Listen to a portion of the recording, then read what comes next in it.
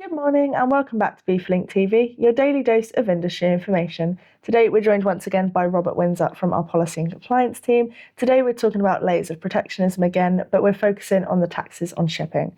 Now I know, Robert, last time we spoke about the taxes on goods, and I know there was another point that you wanted to make on that, wasn't there? Yes. After we'd done the previous interview, I realised that we had focused, if you like, on the taxes on goods moving between America and other countries. Yeah.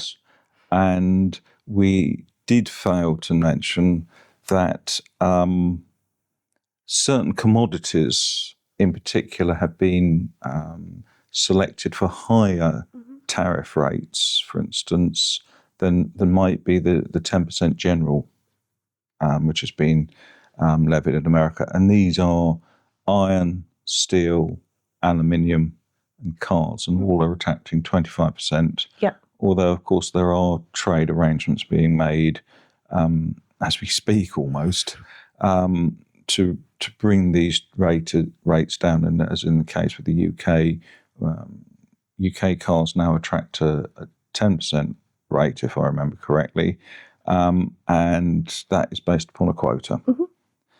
The other thing is that the Americans are considering is a certain well-known fruit-named type of mobile phone. Yeah. There have been strong pressure put on that particular company in order to bring back manufacturing into America. So it's a very volatile situation. Yeah, of course. And we just wanted to make sure it's not just the relationship between countries A and B, if you like, but also the commodity itself has a considerable impact. Perfect. Now, I know you said in the last episode that kind of tariffs was the first strand. Yes. What is that second strand that we're going to look at today? The second strand we're going to look at is very much the tax or taxes which are being considered on the means of moving goods, if you like. And we have to bear in mind the biggest means of moving goods is maritime. And it's going to be, we're going to look at the taxes which are being imposed on, if you like, who is operating a vessel. Yep. And also we're going to be looking at the taxes which are imposed on where the vessel was built. What I do want to point out is that in a way these are less controversial than the taxes which were announced on tariffs. Yeah. This has much more cross-party support in America. And actually some of these measures, and the first one we're going to look at and discuss in some detail, actually originated in the last years of the Joe Biden presidency. Yeah. So there's a lot more common agreement in America about these taxes. And of course, something which we might be considering, which might not actually be fully implemented for a few years, is a lot less controversial than you would see on something which is being introduced here and now. Yeah. Okay. So if we look at kind of the shipping aspect, what is that first piece of legislation that's passing through Congress? Okay. There's an organisation in America called the US Trade Representative Organisation. And it is proposed, and we know, if you like, in essence what the proposal is, although the final details are still to be worked out. And it's basically proposed to look very carefully at what I'm going to call a tonnage tax. Okay. I'm going to look at the general tonnage tax and then specifically for containers, because obviously containers is the thing that most people are interested in, our members shipping goods to America. Now, it starts, in effect, it should actually be working now, but it is agreed that it really begins on the 14th of October, because that's when people have got to start thinking about paying money. Yeah. And it's agreed that there will be a fee imposed on the entry of a Chinese-owned or operated vessel, regardless of where it was built, into a US port at the rate of $50 per tonne.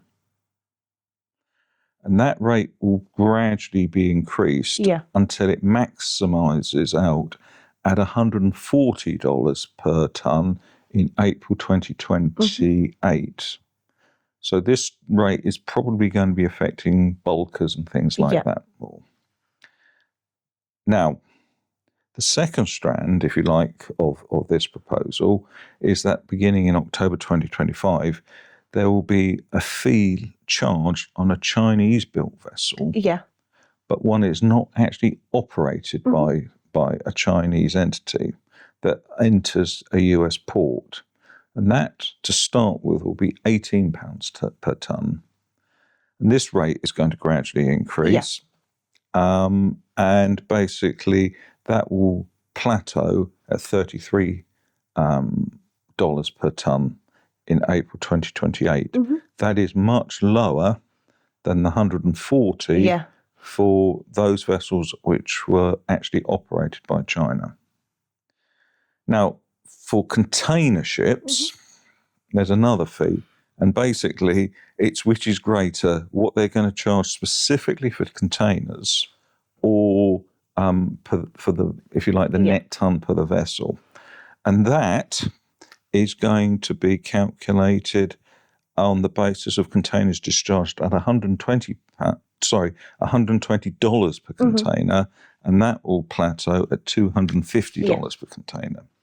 Now, there are certain exemptions from this, and actually one of the problems that everybody's saying is, they've said what the taxes will be, but there's certain things they haven't looked at. And we'll just very briefly touch upon this. They've actually said that if a maritime voyage is less than 2,000 nautical miles, they will be excluded from this tax, regardless of distance. Now, that was probably implemented to allow US trade with, the Bahamas, Mexico, things like that, to actually, not incur these taxes to keep the cost down. So the problem is, immediately I looked at that, and a lot of people said, well, so if I send my ship to, somewhere in the Bahamas, and then it sails less than 2,000 miles, does this attract these taxes? And that's what the USTR is looking at. Right, okay. One of the other things is that American ships agents and things traditionally collect these sorts of ports fees. And they have to have a guarantee, right? Okay, that they can actually collect and pay. So the problem is these guarantees are not inexpensive, and so what is the payment mechanism, and how is it going to be collected, and how is it going to be paid? And these are the sorts of things which are going to be considered quite carefully. And as I say, we haven't got the precise detail yet. And so there's also certain things about the tax will be paid at the first port of call in America. The original proposals had actually said it would be paid at every port. So, I mean, in that sense, it's been watered down, but certainly it is. It's going to cost money. Now, of course, that's the first piece of legislation. What's that second piece that's passing through Congress? Okay, the second piece of legislation it's called the US Ship Act, or Ships Act, sorry. This is different. Right, okay. But it has the same thing. I mean, this is basically designed to encourage US shipbuilding, and for more ships to be built in America. Now, this actually is different in the sense that the first thing we acted on this USTR situation, which is going through at the moment, focus more on the operator. This one focuses on where the vessel was actually built. Now, what it's actually saying is that basically additional taxes will be imposed on Chinese-built vessels And there's reference within this, the bill as it's going through, and it's a foreign shipyard of concern. And that is particularly at the moment looking at the China State Shipbuilding Corporation. And they just thought that other shipyards will probably be added to it. And that basically, it's not odd in a way, but they're all based in China. Every yard seems to be based in China that the Americans have got concerned about. And basically, it will impose some form of penalty tax on Chinese ships. And it will be imposed not only on Chinese-operated vessels, but if a non-Chinese carrier like Maersk or CMA CGM or somebody like that buys a ship built in China, they're going to incur some sort of tax as well. And basically, there are levels of penalty tax imposed on these vessels, and also there's another tax which is going through, and it's quite complex, of a percentage of their fleet which is built in China, and that at the moment it's set at 50%. The details still have got to be finalised, but certainly, there's a thrust, if you like, to discourage the global shipping industry not to become so reliant on Chinese-built vessels. And it is thought that this will probably, in particular, benefit South Korea, which has still got a large shipbuilding capability. Japan may benefit as well. And of course, the idea is that they want, the American ship industry to benefit as well. And that's the first strand of it. The second strand is what I'm going to refer to as a preference requirement.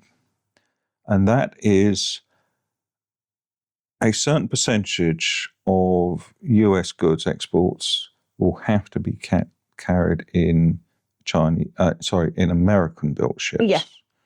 And like that applies to both exports and imports. Now, America is quite a big importing country.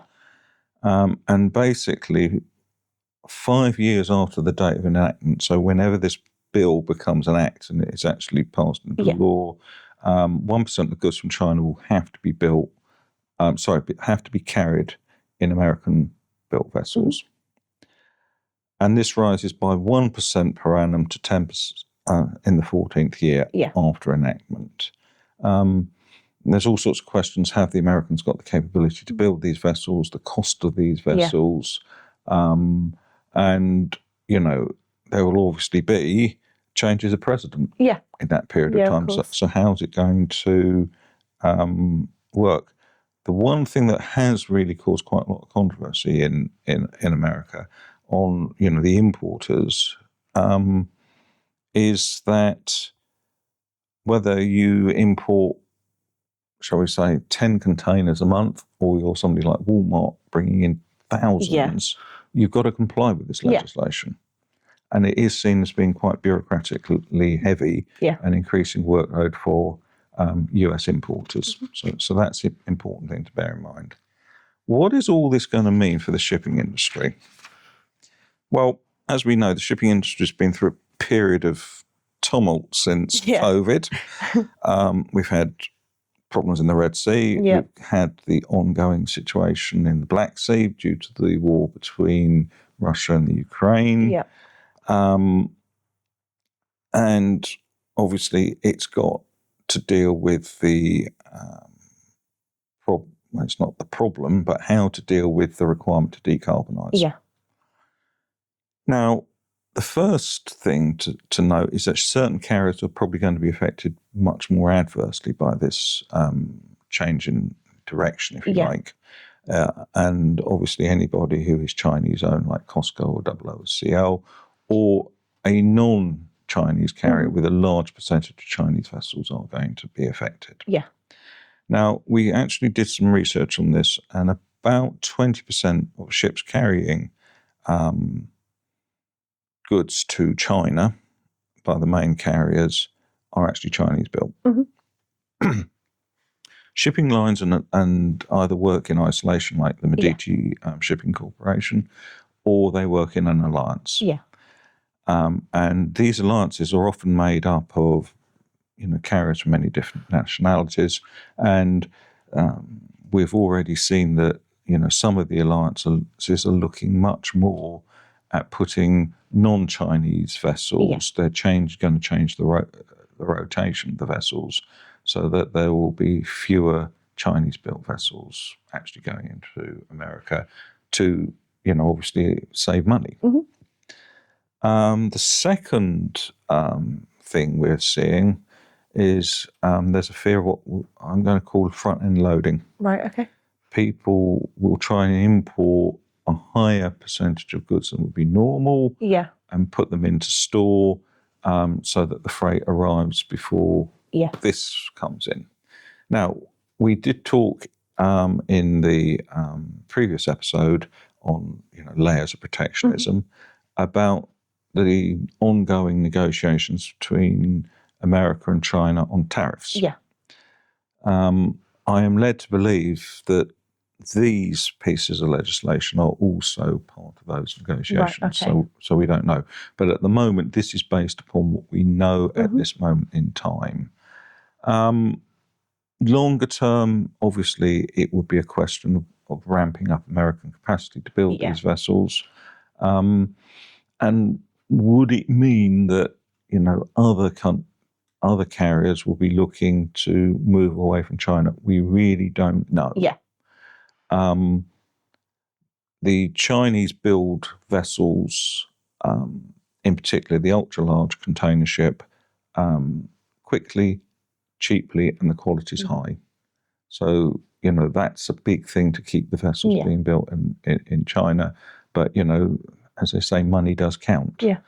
And if, you don't move the production, there will be penalties and taxes for Chinese-built vessels moving in. And, of course, we have to remember it's going to be pretty much every time the vessel arrives in America.